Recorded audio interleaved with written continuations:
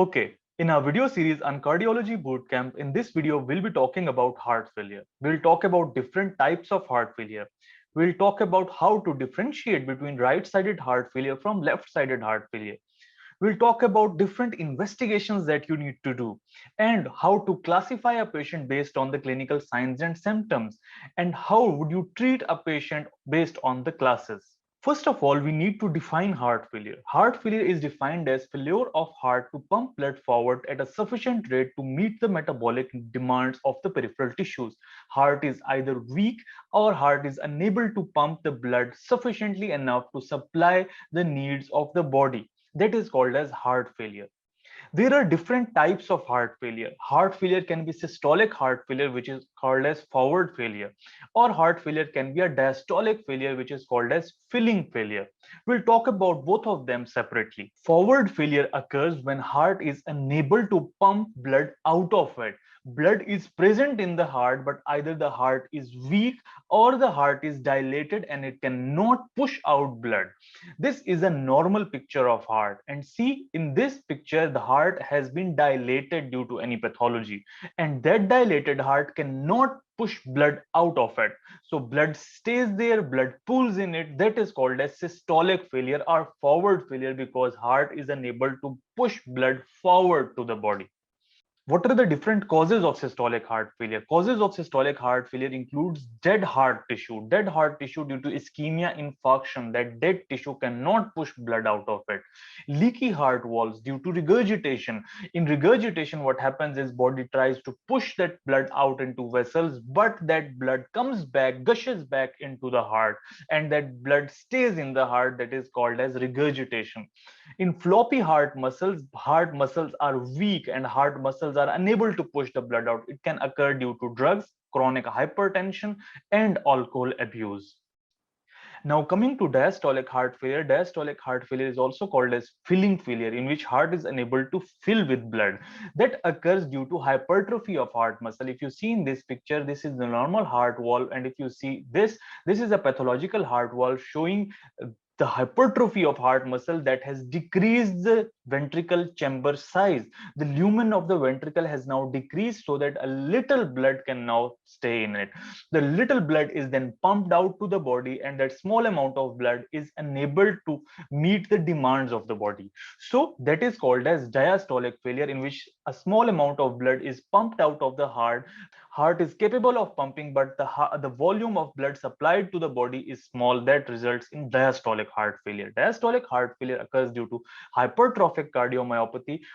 Normally, heart is surrounded by a layer called as pericardium. That pericardium lubricates the heart and helps the heart contractions. But whenever there is inflammation of pericardium that causes this pericardial layer to become thick and fibrous, that thick and fibrous layer then does not let the heart to expand properly during diastole. That inhibiting of the expansion of heart results in decreased filling, and that decreased filling causes filling failure, also called as diastolic heart failure. That is called as constrictive pericarditis. Or diastolic heart failure can also occur due to a condition called as restrictive cardiomyopathy, in which heart is infiltrated by substances that does not let the heart to dilate properly, and heart is unable to be filled with blood. Systolic heart failure, also called as forward failure, is classified into two types: right-sided failure and left-sided failure. Right-sided heart failure presents with signs and left-sided heart failure presents with symptoms. What are those signs? Now we'll talk about right-sided heart failure first, and then we'll talk about left-sided heart failure. What happens in body is that all the blood coming from the body, from the intestines, from the pancreas, from spleen, from stomach, from head and neck, enters the right side of the body. Right chamber of the heart is filled first. That blood is then pumped from the right side of the heart to the lungs. When the right heart is unable to pump that blood out to the lungs, whenever there is systolic heart failure on the right side, what happens is that all that blood is pooled up in all those organs from where the blood was coming, since the heart is unable to pump that blood out. So what happens is that you will see swelling and edema in all those organs. The signs that you will see in right-sided heart failure is pooling of blood in legs will cause peripheral edema. It will cause ascites, and you will see GI congestion. GI congestion will also present as nausea, vomiting, indigestion to the patient. pooling of blood in the liver will cause hepatomegaly, splenomegaly, and all the blood coming from the head comes through jugular veins, and those jugular veins will be pooled with blood, and you will see jugular venous distension. So all the organs from where the blood was coming to the right side of the heart, the blood is backed up, and that backing up of the blood causes signs, and you will see those signs in right-sided heart failure. This is a picture showing jugular venous distension. This is a picture of ascites in a patient with right-sided heart failure. And this is the pitting edema, peripheral edema that is present in right-sided heart failure. So this was all about right-sided heart failure. Now all the blood that is being pumped from the right side of the heart to the lungs, that blood comes back from the lungs to the left side of the heart. Now the blood from the lungs is coming to the left side of the heart, and that left side will pump that blood out through aorta to the whole body. Now, whenever there is weakening of the heart chamber, whenever there is weakening of the left side of the heart, the blood will be pooled up in the lungs, and lungs will be filled with all the fluid, and you will see all the symptoms in a patient with lung congestion, pulmonary edema, pulmonary congestion. What you will see is, you will see patient with cough, crackles on auscultation, wheezes, blood tinged sputum, and tachypnea, because all the fluid, all the blood is pooled up in the lungs. That pooling of blood results in pulmonary edema and causes pulmonary congestion. Patient can present to you with orthopnea. In orthopnea, what happens is, whenever the patient lies down on the bed, patient complains of shortness of breath, and then when he sits up, he gets better, the symptoms are relieved. That is called as orthopnea. Or the patient can come to you with paroxysmal nocturnal dyspnea. In paroxysmal nocturnal dyspnea, what classical presentation would be, that patient would be complaining that whenever I go to sleep, sometimes I get really short of breath, I cannot breathe, and whenever I get up and I go to the window to get some fresh air, I get better. Basically what's happening is that patient is changing his position. Patient was lying down during sleeping, that caused the pulmonary congestion, and whenever patient got up and got to the window, the patient was now standing, and that relieved the congestion of the lungs. So that is called as paroxysmal nocturnal dyspnea. So these are all the symptoms with which the patient presents to you. Patient can also have cold extremities and weak pulse, since the left side of the heart has to pump the blood out to the body, and that is not happening properly. So patient will have cold extremities and patient will have weak pulse. Investigations that you need to do in a patient with heart failure, the most important is echocardiography. Echocardiography will give you diagnosis of heart failure. It will tell you about the ejection fraction. Ejection fraction is the amount of blood that is pumped out of the heart. Whenever there is systolic heart failure, the heart is unable to pump the blood out, so ejection fraction will be low. Ejection fraction will be less than 55, which is abnormal. In diastolic heart failure, heart is capable of pumping the blood out of it, but the amount of blood is less. So the pumping capability is normal, but filling capacity is abnormal. So ejection fraction, the amount of blood pumped out of the heart, will be normal. It will be greater than 55%, which is normal.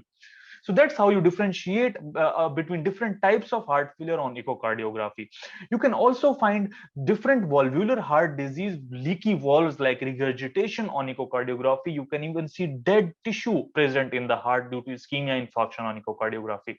This is a video showing echocardiography in which you see that these are the heart chambers and these are the heart walls that are moving. What happens is that in echocardiography, you can spot the dead tissue which is not moving. You can see the regurgitant leaky valves. You can see the amount of blood that is being pumped out of it. That is how echocardiography works. Second most important investigations in heart failure is chest X-ray. In chest X-ray, if the patient is having congestion of the lungs, you can see curly B lines on chest X-ray. If the patient is having congestion of the lungs and the left side of the heart is unable to push the blood out, all the blood will be backed up in the lungs. And in the lungs, you will see curly B lines. This is a classical pictures of curly B lines. This is another picture showing curly B lines. Another important investigation is echocardiography. You need to get echocardiography and ECG to see the condition of heart, to see the hypertrophy of the heart in response to this heart failure. You want to see ischemia in the heart. So in congestive heart failure, mostly ECG is abnormal. and you want to see BNP levels, brain natriuretic peptide is a hormone that is secreted when the heart is overloaded with fluid. Whenever heart is overloaded with fluid in heart failure and heart is unable to pump out that fluid, a hormone called as brain natriuretic peptide is secreted. And BNP levels, if elevated, show that the patient is having decompensated heart failure. What is decompensated heart failure and how do you manage it? I have talked about that in my cardiology bootcamp series videos. You can check out the link in the description below. If the patient has normal BNP and if the patient is having dyspnea, it rules out congestive heart failure as a cause of dyspnea. New York Health Association has classified heart failure based on the clinical signs and symptoms. An easy way to remember it is that if the patient is having no limitation of activity, if the patient has no symptoms on ordinary activity, that patient is having class 1 heart failure. If the patient is confined to bed and if the patient is having symptoms even at rest, that is class 4. So these are two extremes, class 1 and class 2. In between, you will see a little difference. Class 2 is a patient with mild limitation of activity and patient is comfortable at rest. This would be a patient that would say that whenever I walk in the park, I get dizzy, I get short of breath, but whenever I sit down, I get better and then I start walking again. Class 3 patient would be the one with marked limitation of activity and patient would be only comfortable at rest. Now we will treat the patient based on their classes. Class 1 patient, if receives certain medications, the same medication is to be continued in class 2, 3, and 4. And we will keep adding medication according to the class. Class 1 patients would receive ACE inhibitors. ACE inhibitors have protective effect. They prevent hypertrophy of heart in response to heart failure. When a patient is having heart failure, in response to cope up with that heart failure, body tries to remodel the heart, and that remodeling of heart further damages it. So ACE inhibitors protect heart from remodeling, and they also cause diuresis, and they treat the fluid overload state that is causing all the signs and symptoms. Beta blockers like bisoprolol, carvedilol, metoprolol are also used for the treatment. Class 2 patients will receive the same medications as class 1, but they will also get loop diuretics with certain acute decompensation episodes. In these patients will be the ones who will get episodes of acute decompensation, acute pulmonary edema, and that acute pulmonary edema will be treated with loop diuretics like furosemide, eplerenone to drain the fluid out of the body. Loop diuretics block sodium potassium chloride absorption from thick ascending loop, therefore cause loss of sodium potassium chloride from the body. The loss of sodium potassium chloride also drains out all the water from the body. But the side effect of loop diuretics is that they cause significant hypokalemia. When the patient is on loop diuretics, you must check electrolytes to correct hypokalemia. Class 3 patients, in addition to these drugs, would also require spironolactone or isosorbide hydralazine. You have to choose one among these, and they have a great mortality benefit in patients. Class 4 patients are the ones that are confined to bed and heart is even they are having symptoms at rest. These are the patients that will require ionotropes. Ionotropes are the agents that cause the heart to pump more blood out of it. Ionotropes include drugs like digoxin, dobutamine that increase the contractility of heart and causes the heart to pump more blood out of it. But remember that these ionotropes should be used with caution because studies have shown that they increase mortality. Now, how do they increase mortality? We will understand it with an example of a cart with a horse. Consider that the horse is a heart and the cart that horse is pulling is the blood. Now, if the horse is weak and old and he is unable to pull that cart, what his owner will do, he will start whipping the horse. The whipping of the horse causes the horse to run more. But the horse that had to die within 2 years will now die within 2 months because of this whipping, because of this excessive work that he has to do since he is in pain due to whipping. Same goes for the action of digoxin. The heart is weak and old and is unable to push that blood, and you have now started giving digoxin that causes the heart to work more and more and more, and that heart will die earlier. That heart will, if that heart had to die in 2 years, that heart will now die within 2 months due to this excessive workload that is being pushed up by digoxin. So this is how digoxin causes increased mortality. If the patient is not class 4 heart failure patient and the ejection fraction is less than 35%, if the patient is either class 1, 2, 3 and ejection fraction is less than 35%, that patient is always at the risk of developing a sudden arrhythmia, and that sudden arrhythmia can cause cardiac arrest. To prevent development of sudden arrhythmia, a device is implanted called as automated internal cardio defibrillator. That device detects that arrhythmia and cancel it and bombards it with signal and stops arrhythmia.